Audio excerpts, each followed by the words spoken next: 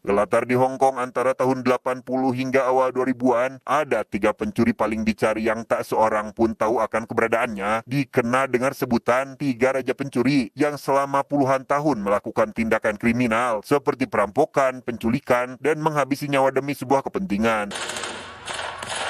Pencuri pertama adalah Kwai Ching Hung, perampok toko emas yang tak segan menghabisi siapapun yang telah mengetahui identitasnya. Lalu Yip Kwok Fon, juga seorang pencuri yang menjalankan bisnis ilegal penyelundupan barang elektronik palsu dengan menyuap para petugas. Dan yang terakhir ada Jek Se Keung, buronan berbahaya yang selalu mencerik orang kaya untuk dimintai tebusan hingga mencapai miliaran. Dan inilah Kwai, ia terlihat bertemu dengan 3 petugas polisi yang menyerahkan kartu identitas sesuai permintaan. Menyadari Kwai adalah seorang buron, salah satu polisi pun segera menghubungi kantor pusat untuk melaporkannya, tapi tiba-tiba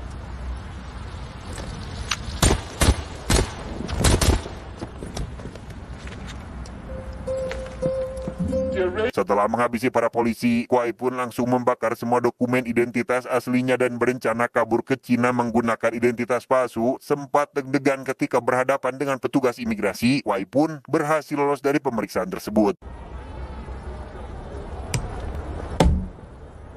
Setibanya di penginapan, Kwai tidak langsung gogolehian melainkan akan merekrut beberapa orang untuk dijadikan anak buahnya. Berlokasi di sebuah restoran, Kwai pun langsung menemui para calon kandidat dan memilih 2 dari mereka untuk dijadikan anak buahnya.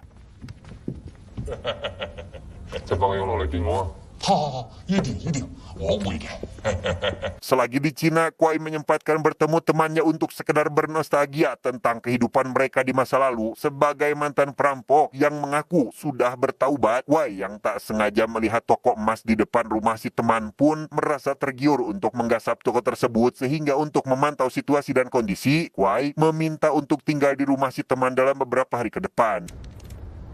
Coba, tahu juga.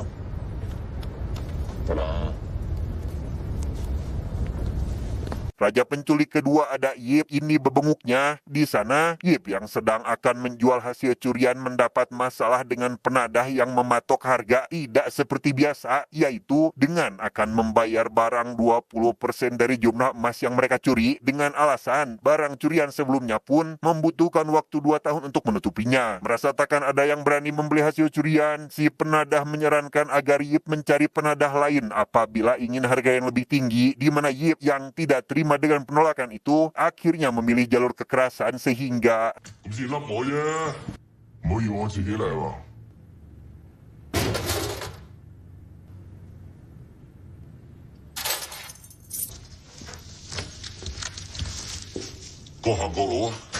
Yip membuang semua uang yang didapat dari hasil perampokan karena uang tersebut tidak ada artinya dibanding dengan kehilangan salah satu anak buah. Sehingga dengan semua itu, Yip mulai berpikir cara lain agar cepat kaya tanpa harus menggunakan senjata. Raja pencuri terakhir ada Cek. Berbeda dari Kwai dan Yip, Cek lebih memilih jalan mencuri dengan cara memeras orang-orang kaya melalui aksi penculikan. Ia tak segan meminta tebusan pada keluarga korban meski dengan nominal yang tidak masuk akal. Menyadari keberadaan polisi, Cek yang tahu hanya bisa ditahan selama 48 jam tidak takut sama sekali dan justru malah menghampiri si polisi dengan dalih sedang meminjam uang yang meski si polisi meminta untuk jujur, si korban malah membenarkan ucapan Cek yang membuat Cek lolos dari tuduhan dan berhasil membawa sejumlah uang tebusan yang ia minta.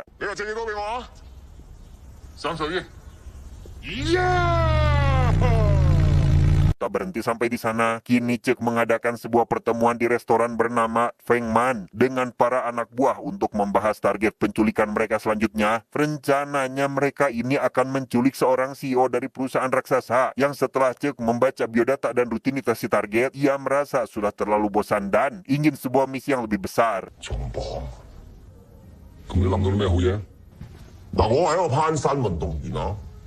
Singkat cerita, Yip si raja pencuri kedua kini telah meninggalkan dunia tersebut dan beralih menjadi pengusaha elektronik. Saat ini ia menemui seorang pejabat untuk meminta izin membuka cabang usaha di China. Selain mentraktir si pejabat makan, Yip juga memberikan hadiah vas bunga mahal yang membuat pejabat mata duitan itu langsung memberikan izin dengan mudah, bahkan berjanji akan membingkai surat izinnya dengan figura.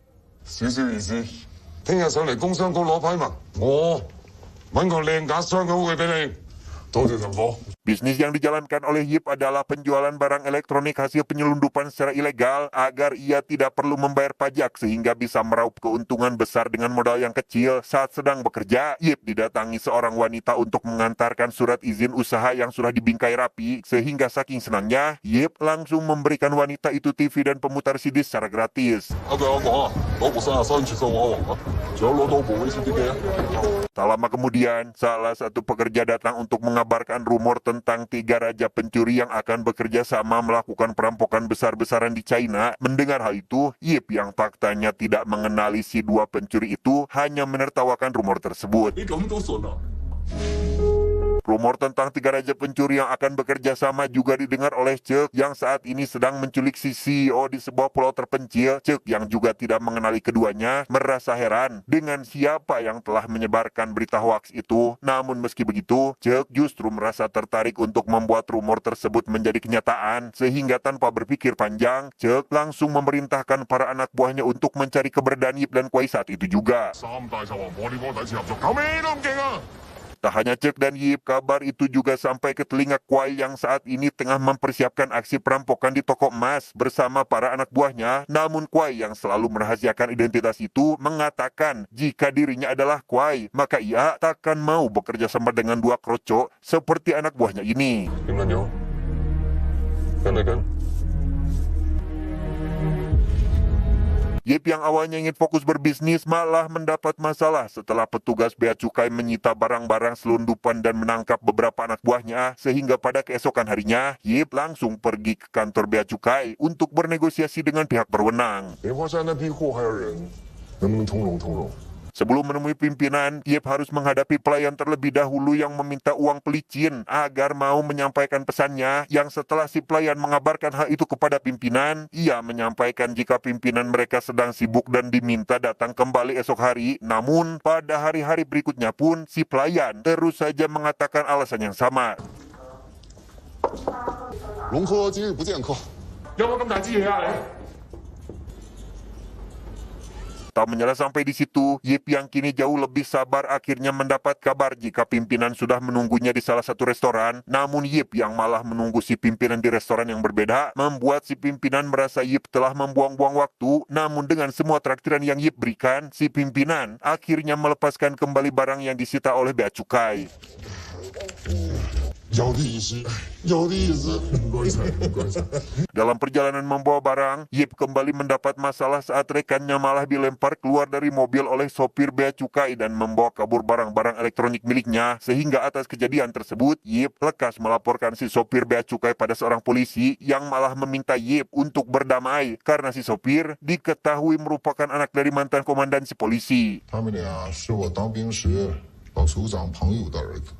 就放他走，我就依法办事。这事别追究了。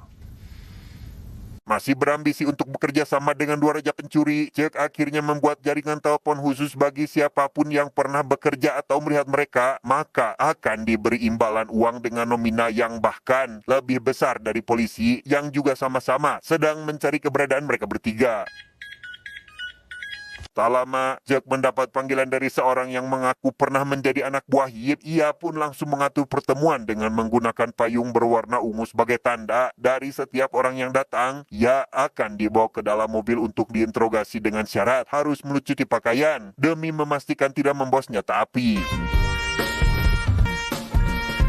真名呢叫認真啊！做各方蔡老闆，好羨慕你成績真係 AK。 Kabar mengenai jalur telepon khusus sudah diketahui oleh Yip dari salah satu orang kepercayaannya. Hal itu membuatnya heran dengan apa yang sebenarnya diinginkan oleh Cek ini. Begitu pula dengan Kuai. Ia juga menerima kabar yang sama dari penjual senjata. Namun Kuai hanya ingin fokus dengan tujuan awal yaitu merampok toko emas.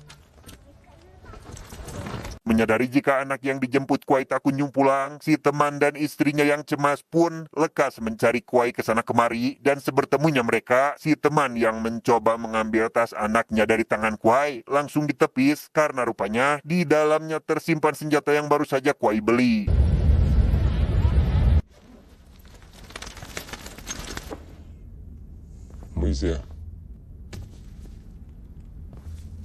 Singkat cerita, Kuai dan kedua anak buahnya mulai memantau situasi untuk melancarkan aksi perampokan itu dengan menjadi peserta taruhan di seberang toko emas untuk memantau situasi. Namun karena Kuai menyadari si teman melihatnya dari balkon rumah, ia pun lekas membatalkan aksi perampokannya itu yang tentu membuat para anak buahnya kecewa dengan Kuai yang mencela-mencela dengan keputusannya. 大哥，真要我们回去吗？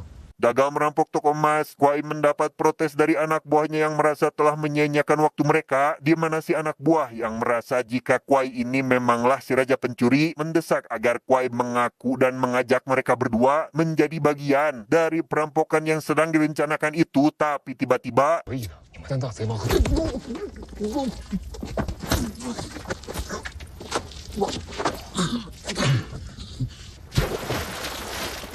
pulang ke rumah si teman, Kuai langsung mendapat marah dari si teman yang menyadari jika kedatangannya ke sini bukan niat silaturahmi, melainkan memiliki maksud lain. Si teman meminta agar Kuai segera pergi dari rumah ini yang tentu saja langsung disetujui oleh Kuai yang akan pergi esok hari. Namun sebelum itu, Kuai memberikan uang sebagai tanda terima kasihnya selama ini. Namun setelah Kuai pergi, si teman melihat ada darah pada lembaran uang tersebut. 總之你又見唔到我。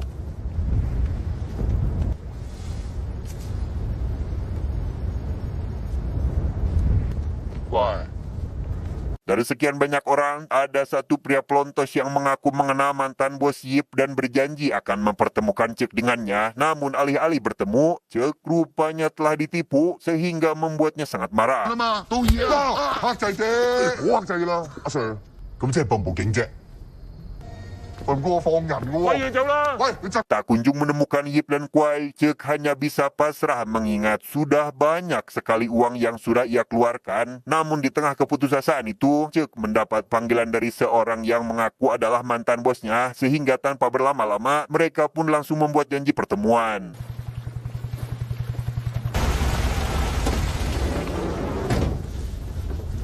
Sesampainya di tempat yang dimaksud, Cek malah dibuat kecewa dengan si mantan bos yang tak kunjung memberitahukan di mana keberadaan Yip saat ini. Si mantan bos justru malah menawarkan anak buahnya yang pensiunan tentara dan sebuah truk berisi dinamit yang justru membuat Cek merasa sangat muak. 葉國歡，有仔收到皮啦！我要葉國歡。 Entah apa yang merasukinya, Cek yang sedang berdebat dengan si mantan bos tiba-tiba mendapat panggilan dari seseorang yang ternyata dari Yip. Namun bersamaan dengan itu, Kuai juga menghubungi Cek namun ia belum mempercayai keduanya. Sehingga setelah mendengar semua kejahatan-kejahatan yang mereka lakukan, Cek akhirnya mempercayai mereka dan memutuskan untuk bertemu di satu tempat. 係我做嘅。 Menyadari jika temannya menguping pengakuannya sebagai Kuai, ia pun mengambil pisau dengan niat ingin menghabisi si teman. Namun ketika melihat temannya itu tidur dan memeluk anaknya, Kuai langsung mengurungkan niatnya itu dan malah terus memikirkannya hingga ketiduran.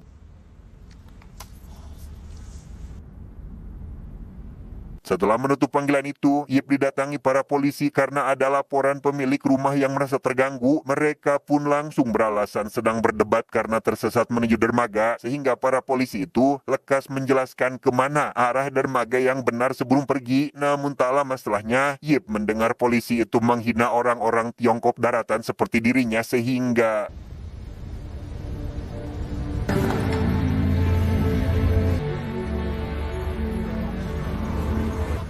喂，快啦！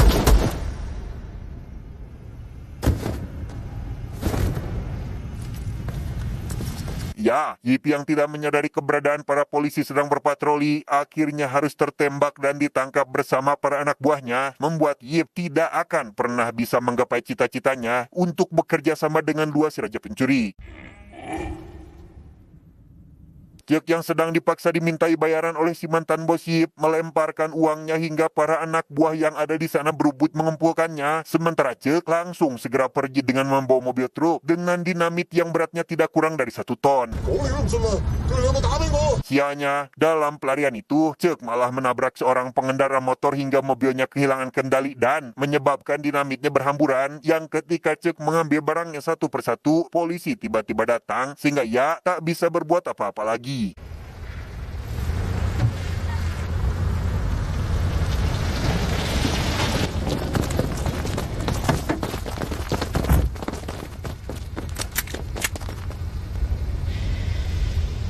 Sementara itu, Kuai yang ketiduran tak menyadari jika rumah temannya sudah dikepung oleh polisi. Rupanya, ia telah dilaporkan oleh si teman yang kabur bersama anak dan istrinya, bahkan mengembalikan uang yang sempat diberikan Kuai padanya tadi malam.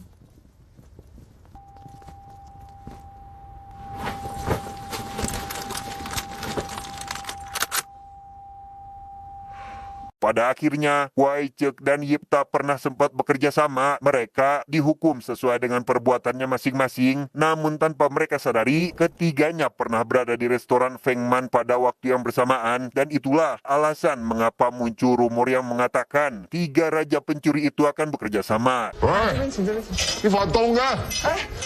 稍等一下，不好意思，发生。 Rupanya film ini terinspirasi dari tokoh-tokoh nyata dengan nama yang sama, namun dikemas dengan cara yang lebih menarik. Mereka aktif melakukan kejahatan di rentang tahun yang sama dan mewakili puncak kejahatan yang terorganisir di China. Saat ini, mereka bertiga telah diadili dengan Kuai dihukum selama 24 tahun, dideportasi ke Amerika, Cek dihukum mati, dan Yip meninggal pada tahun 2017. Tamat.